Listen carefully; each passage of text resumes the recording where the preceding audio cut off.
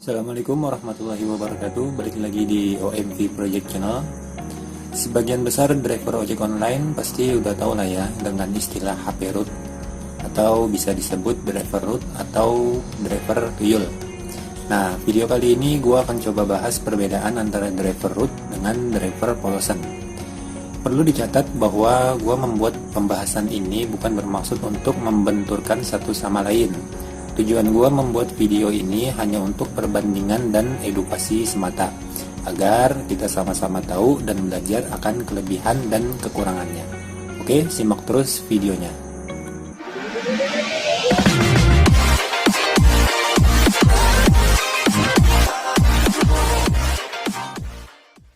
Bekerja sebagai mitra ojek online itu, kita nggak bakal pernah bisa lepas dari yang namanya teknologi informasi. Jadi bagi kalian yang berstatus sebagai mitra ojek online, harus dan wajib mengerti deh sedikit banyaknya. Ya, istilah kasarnya nih, kita yang berstatus mitra ojek online harus paham kurang lebihnya apa itu dunia IT.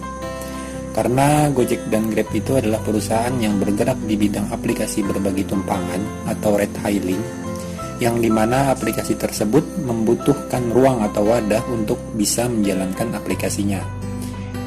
Bisa itu Android yang menggunakan sistem Java Virtual Machine open source, atau bisa juga iPhone yang menggunakan iOS ya, atau iPhone Operating System.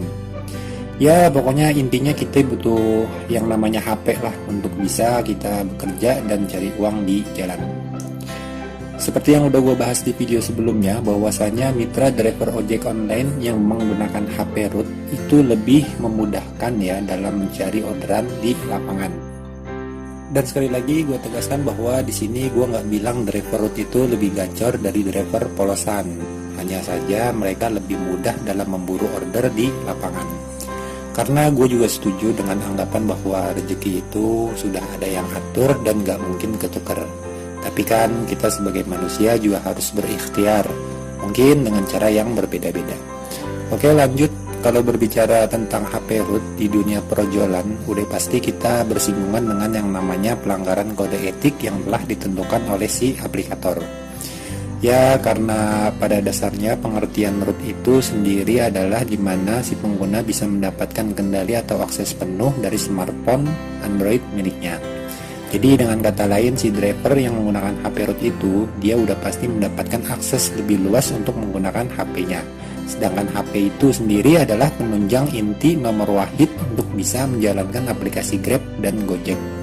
Sebagai contoh, misalnya driver yang menggunakan HP route, mereka bisa pasang titik atau fake GPS tanpa terdeteksi.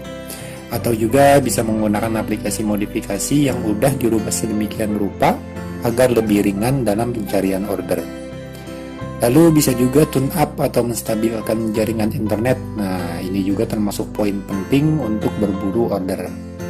Remover bloatware ya, ini untuk meringankan beban RAM dan memberikan ruang kosong pada internal storage. Itu baru basicnya penggunaan akses route dalam dunia ojek online. Terus untuk tahap lanjutannya, ini biasanya user yang udah expert ya atau ahli ya. Biasanya mereka mengoprek HP-nya itu sampai ke dalam-dalam. Sampai ke dalam-dalam maksudnya sampai ke sistem terdalam. Sebagai contoh misalnya penggunaan tweak untuk men-up kinerja sistem, ubah script blueprint, main DTC atau GPS-COM, DioDex-ROM, rubah sistem framework, penggunaan modul sampai ke penggunaan kerangka kerja tambahan atau lebih dikenal dengan nama expose framework. Itu semua baru sebagian dari apa yang bisa dilakukan HP yang sudah di-root. Terus untuk masalah risiko udah pasti lah ya, namanya juga ngobok-ngobok program, ya pasti ada risikonya. Bisa HP soft break, stuck logo saat restart, rusak aplikasi sistem, sinyal hilang, kalibrasi rusak, dan yang paling parah, hard break atau mati total. Tapi selama HP nggak macet sih masih bisa disembuhin. Terus lagi kalau ngomongin perihal kode etik gimana tuh? Nah, pada dasarnya HP route itu bukan kegiatan ilegal atau melanggar hukum, selama penggunaannya nggak merugikan orang atau membuat kejahatan. Ya iyalah, uang HP kita beli pakai duit sendiri, jadi terserah mau kita apain itu HP. Grab dan Gojek atau perusahaan lain yang sejenisnya itu hanya membatasi penggunaan HP root dengan apa yang disebut kode etik.